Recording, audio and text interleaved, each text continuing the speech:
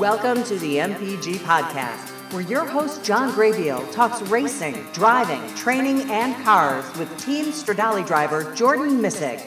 And now, here's John and Jordan. Hey, Jordan, welcome to the MPG podcast for September 17th, 2019. I hear you had a race this past weekend. Yes, we had a race this past weekend here at Audubon. Very good race, I should say. And so what number race is this in the series? So this was race number 10 in the season. And I believe there's 12 races in the season. Yeah. Oh, wow. So 12 races, so 2 to go. And so what happened this weekend? So this was Saturday, right? Yes, Saturday. Qualified pretty well. Got the pole in qualifying by only 9 thousandths of a second. Wow. So 9,000, so that's 0.009. 0.009. Wow, yeah. Okay, Jordan, welcome after that little technical difficulty. Welcome back. Race this weekend, qualified for the pole, 0.009 hundredths of a second, in front of the guy you're always in front of. Yes, the guy I'm always in front of, Louis Schreiber. Or is always chasing you or nipping at your heels, however we're going to talk about it. At this point this year, he's always chasing me. But like last year, it was the opposite way around. So the rules were reversed this year, I guess. Yeah, okay, all right. So how were the conditions? See, Saturday was, I think they're pretty good Saturday, right? Pretty good conditions. It was really good Saturday. It was a little bit cooler on the cool side, so I'd say around probably 72, 73 degrees. So on the cool side for sure. Track was very grippy in the morning, very grippy. We were getting down to, on old tires, I'd say we were getting close to 59.2s, 59.3s. There was almost a 58 out there. We almost got down to 58 second laps time. This is on the north track. Yeah. Which is about a mile and a half-ish. Yeah, close to it, yes. It was 1.7. Is it 1.7 miles? I don't know exactly how long it is. It's like 1.02. I think it's just a little bit over a mile. A little bit over a mile. Okay. And wow, I haven't seen you go that fast. So less under a minute. Comparatively, I'm at in a Miata. I'm at about 1:17 if I'm really, doing really pretty good. A minute 17 on the north track here at the Audubon Country Club. And you're doing it 58 seconds. Okay, wow, that's fast. Close to 58 seconds. We probably could have pulled a 58 if we put on new tires right in the morning sessions, but we've saved those new tires for qualifying, so we just went ahead and we were on the old tires and we were running 59.2s. So just to give it a perspective of what kind of lap times we were running. Wow, that's fast. And so a couple practice times. Did you practice on Friday? I practiced a little bit on Friday, but the track conditions were so windy, and it was very windy that the car was, I wouldn't say undrivable, but it was pushing really, really hard. Turn 4 on the north, was pretty, I wouldn't say undrivable, but you had to work for it. You were working the wheel for almost the whole entire corner. And then turn 6 and turn 8 on the exit, the car wanted to push off the track because the wind was pushing you on their side, so it was pushing you another groove off the track. So by the time you want to get back to the gas and like unwind the wheel, the car was wanting to push off the track and go into the grass. So it was hard to make up time there and just kind of get a really good read of how the car felt in those two corners. So I mean, Friday was a little bit of a scratch day, but as we went to the afternoon session got a lot better at night. So definitely felt that at that point that it wasn't the car, it was just kind of wind. So we just kind of went to Saturday morning with an open mind to see if the car was doing the same thing or if it switched. But we had some changes in our mind if the car did switch. So all good. Thankfully, it did not. So we stayed with the same changes that we had before. Wow. Interesting. Okay. So you come out of qualifying on the pole. How many cars there were? Do you know how many cars there were? 7 cars in this race. 7 cars. We had about 8 or 9 on track in the morning sessions. I think one of them just dropped out the last second for the race. So we had 7 cars racing. So smaller, smaller than average. It's been out. Yeah, smaller field than average. I think it was just a lot of people were doing a lot of other things on this weekend, so a little bit smaller than normal. Yeah. Unfortunately, but I think we're getting to that point of the year where there's always that point where a lot of people come out in the beginning, or there's a huge field. That field stays until the middle part of the year, and then once you get towards the middle to the end of the part of the year, it kind of dwindles off, and then everybody just seems to miraculously show up for the last race of the season. Right. So Saturday afternoon comes around, and you're out there for how many laps was it? Race was 22 laps long. 22 laps around the North Track. So we started off, they threw an early flag to start out the race. So it was like right after we came out the final corner, the flag was thrown. So it was a very early flag for us. Me and Louis went side by side into turn one, and we both drove it in really hard and deep into the corner that I actually locked up the rears, chatted to the rear end. It was basically turkey walking sideways like a go-kart when you lock up the rear tires in a go-kart into turn one. Yeah, I was basically doing that, and I almost overshot the whole entire corner. Oh my gosh! Oh my gosh! So Louis didn't. He tried turning in early and kind of turned into my left rear just a little bit. Unfortunately, he wasn't able to slow the car just a little bit more to where he can like turn down and cross me over. So I actually came out in the lead out of turn one and into turn two and turn three, and then the guys behind us, Mike Gonzalez and Mike D'Ambrose, were having a battle of their own for about 2 laps at North Track, and it was probably some of the craziest racing we've seen at North Track, which they were going back and forth, switching, crossing over each other and everything. So it was kind of cool to see from them. But for us, we were dominating the entire race. We were on in front, we were gone, another zip code, and we weren't going to get touched the whole entire race. Just to run back to the green flag, just so our listeners kind of get an idea of what's going on. So once you come around the final corner, the guy who's throwing the guy or gal, the person who is throwing the green flag, can throw it at any time. They can throw it at any time, yes. But normally there's a specific area that you let the cars kind of grid up, stay in a straight line, and kind of form each other up, and kind of if they need to get the speed, get the speed. There's a certain area before the start-finish line that they normally like to throw the green. This was like literally coming right off the corner. So like we straighten the wheel out, and then boom, we're green. Yeah, that's really early, and it's interesting. Well, that still means it's an accurate or qualified start. Yeah. It's just unnaturally to give it there that early. So you guys are battling through the first turn, and so the first turn's kind of on the North Track. It's kind of a slight non-straight straight to the left. Do you count the first turn is really the little jink to the left, or is that the first or the 90 degrees? That's I want to say it's like a 45-degree turn. Yeah. Kind of like dogleg turn to the left that we go over.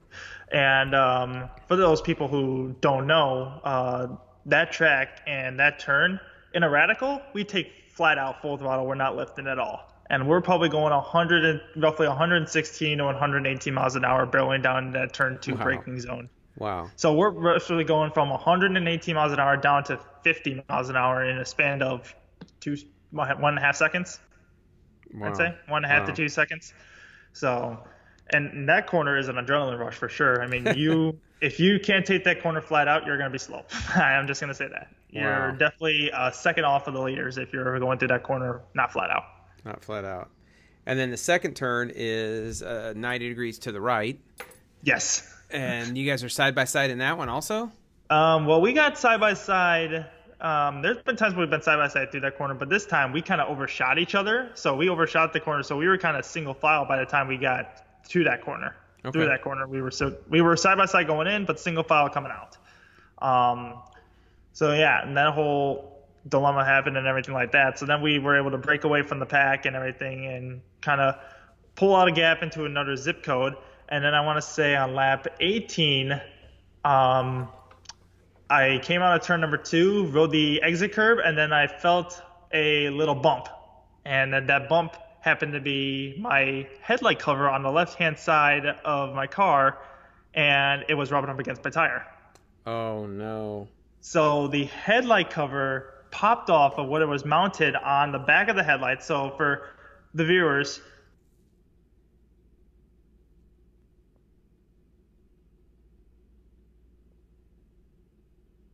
like a LMP car that you would see. So the front end's always clamped on through these little latches that we have. And then we have the headlights, and then we have a cover behind it that protects all the wiring. And that cover that was protecting all the wiring from the inside of the car popped off and was rubbing up against my tire. So I could feel it in the steering wheel. I was able to control turning left and right, but it was a little bit tougher. Did you know? So inside the wheel well, the light's getting pushed back into the wheel. The cover actually came ripped off. It ripped off, so it was just the cover rubbing up against it. Just the cover. It was the back of the cover. And yes. did you know what it was, or you just knew something was rubbing? You just knew something was rubbing. I just knew something was rubbing, and when I was going through one of the corners, I looked over at the left-hand side to see if anything was rubbing up against it, and sure enough, I saw a little bit of white smoke coming out of it. So I'm thinking, oh boy, this could be a tire rub here. And it was very faded white. I mean, you can barely see it in my video. You could barely see it, but when I was in the car seeing it, I could see the white smoke, but it was very faded white. So it wasn't like it was rubbing up against it too much, but I didn't know what was rubbing up against it. So at that point, you're kind of a guessing game saying, do I stay out and complete 5 more laps and try to bring this thing home, or do I take the safe route and pit and just get the piece off of it? So I'm thinking about all that and I'm in turn 2 going into turn 3, and I have until turn 9 to think of this. So roughly less than a mile to think of what I want to do. So me personally, I try to give myself a little bit more time. With the lead I had, I backed off my pace a little bit to kind of see what I can do and see how the car was feeling. Mm-hmm. And eventually I looked in my mirror right before I came into pit road, and there was Louis closing in on me. So I'm like, all right, well, it's either I give up the lead now and try to let this car home second, or I just pit and just get rid of it all. And I decided to pit and get rid of it all because I had no idea. There's 5 or 6 laps to go in the race. I have no idea how bad it's rubbing up against the tire. I saw smoke earlier, so I'm guessing I knew it was rubbing up against the tire and I could feel it as well. So I just decided to play the safe route and pit and try to have the guys take the cover off of the car. So you're on the radio contact with the pit guys, right? Telling them something's up? That's the thing about Autobahn racing, is that there's no radio communication. It's all inside the car. Oh, no radio communication. Really? So you're not talking to anybody? I can't. I'm only by myself. I'm all by myself. Oh, I did not know that. Interesting.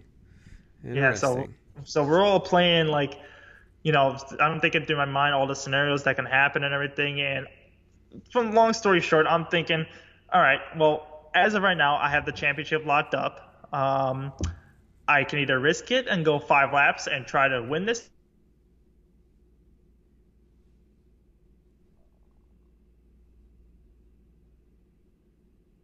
We rip up the rest of the fiberglass that's on the car and create more damage than what's already created. And the last thing I want is to try to get a puncture or a flat tire or something like that. So I just decided to bring the car in, see what I can do. I already logged the fastest lap of the race. I already have the championship lead. So I just wanted to keep the car in one piece and keep it safe. So that's exactly what I did and brought it in. So you come into the pits. So the pit guys are running over to you, and then you're just yelling at them through the noise of the motor and saying, "Hey, there's something wrong with the tire." Or how do you handle that? I already knew. So what I did was I came through pit road, and before I even got to the box, I raised my hand out of the cockpit and pointed to the left front to tell them that there's something with the left front. So I just stopped. I told them that something's rubbing up against the left front, and they told me to turn the wheel to the side. I turned the wheel to the side, and they were able to reach in there, find out it was the engine, the headlight cover, and then they just ripped it out, and then they just sent me on my way. All right, so and this is about the 5th lap in the race? 18th lap in the race. 18th lap out of 22. Yes. And you're in first place. You come out of the pits. Where are you when you come out of the pits? I'm dead last. I'm a lap down now. Oh, my gosh. Oh, my gosh. So bad luck happens to me, but that's just part of racing, I guess. Mechanical failure happens and it costs you a win, but it's why you get all your points ahead of time, and then you can just relax and settle things down at the end and have all your troubles at the end of the season when you have the championship locked up. That's how it goes, I guess. Wow. So no podium finish. Nope. Unfortunately, no. For the 10th race. 10th race of the season. Did you ever, so when you come back out, what are you thinking when you come back out? Are you, you're in dead last. Are you pushing it a little bit? Or are you just kind of cruising out there? At this time, I'm thinking to myself, I have nothing to prove, nothing. Like, at this time, you're just like, You know what you're gonna do? You're kind of just cruising, but at the same time, knowing me, I'm gonna try to make the best of it. So I'm going for fastest lap. I'm trying to improve on my fastest lap that I put down early in the race and see if I can get a faster one. So that was my mindset. It never stops for me. Were you able to put down a faster lap as time went on? Nope, I was not able to put down a faster lap, but my fastest lap from earlier was stood as the fastest lap of the race. So okay. I was pretty happy about that. And any damage to the tire? Well, these tires, do you use them again, or do you worry about damage? Or Yep, I'll be using these tires again. There wasn't enough damage to the tire to cause any grooves or anything like that, but it was only one lap we were out on track for, so I basically stopped the damage before it even got any worse. So I like to say that what could have been was now prevented. Gotcha. Okay, and wow, so this disappointing, but 2 races to go still. Yes, 2 races to go. And who ended up Louis ended up winning the. Louis ended up winning the race. Mike D'Ambrose got second, and Mike Gonzalez got third. Okay, so that was the podium finish. So. They were battling out there. The second and third place guys must have been battling out there the whole time. So 2 more races. So I think you're going to California next week. Yes, next week. This week's a preparation week for us. So we'll be doing a lot of sim time for Sonoma, and then we're going out to California next week for the Radical Cup race out there, round 5 of the Blue Marble Radical Cup Series. So this weekend's the 24th or something like that. So next, what is it? I can tell you that. So, today's the 17th. So this weekend's 21st, 22nd. So the race out in Sonoma is the 28th. Yep. 28th. The week 26th to the 28th is the weekend. Okay. All right. And standard stuff. You'll be leaving on Wednesday or Thursday to get out there.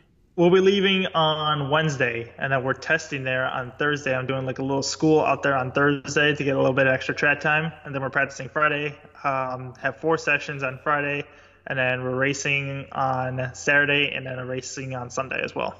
Oh, Saturday and Sunday. Are these the last 2 races for the Blue Marble Cup? Yep. These aren't the last 2 races of the season. This is the penultimate round. So we have 3 races, of course, in each race we go to, and this is the 5th round. So this is the penultimate round 5 out of 6. Okay. All right. And points in that they're going good for you, right? And the points in that. We are currently 3rd in points at the moment. We are 102 points behind Antoine Camus, who is the points leader, and 28 points behind Gustavo Raffos, who is 2nd in points. So we did the math compared to our last race, which was out in Portland, where we had a penalty. We got penalized for low ride height. Oh, that's right. So yeah. we did the math and calculations to where if I was to get 2nd place points out of that weekend, I would be, I think, 6 or 8. I think I would be 8 points behind Gustavo going into this weekend. But instead, with the penalty, I am now 28 points going into the weekend. So a 20-point difference. All right. Okay. So out there, that'll be exciting. And is there any way to watch or kind of know what's going on? Is this broadcast at all? Or so what we do is for people who want to watch the races, they're normally they're not broadcasted, but they are on Race Monitor or Speed Hive. If you want to see that, you can watch the races on live timing through Race Monitor, the mobile app, or what they call Race Buddy is another mobile app that is advertised. Or if you want to catch up on all the action that you could see from me, you can either go to my Facebook page at Jordan Mystic Racing on Facebook, and we either have the live timing link through there and all the on-track and off-track action that takes place. Or you can go to Team Stradale's Facebook page and catch up on all of us at Team Stradale on what we're doing out there in Sonoma. Oh, fantastic. Okay, so yeah, Race Monitor is just a way to watch the lap time, see the order position for the races, and yes, so Facebook, Team Stradale, Jordan Mystic Racing, and we can all watch you on the 28th. Well, let's hopefully we'll get to. We didn't not kind of a down week last week. We didn't get a visit, but this week coming up, after this race, and then maybe we'll talk next week a little bit before we go out. You guys head out there, and of course you're going to be hitting the sim racing, practicing as much as possible this week, getting razor sharp for Sonoma. Yeah, we already done some practicing. We're already expecting we already know what we're going to be expecting. We're expecting kind of a little bit of a high downforce track, so we're bringing our high downforce aero package with us and our setups with us for Sonoma. Wow, that's just amazing how to think of all the intricacies that go in and the details that go into not only the car but the specific track that you're driving on and the atmospheric conditions, which I assume Portland and Sonoma. What's the altitude in Sonoma? Is it about the same? No, I think Sonoma's a little bit higher. Yeah. The way Sonoma is it's right in the mountains, so it's like, from what I've heard, is like it's a mountain down, and then Sonoma's flat right here, and then there's another mountain down. So it's like right in the middle of a mountain.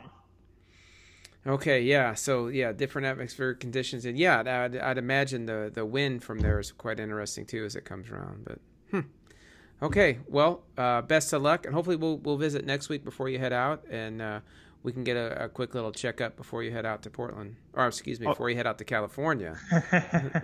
In Sonoma, yes. We'll hopefully be able to talk next week. We'll talk a little bit more about the Sonoma race coming up and some other things along the way. All right. Thanks for being with us today. Thank you, John.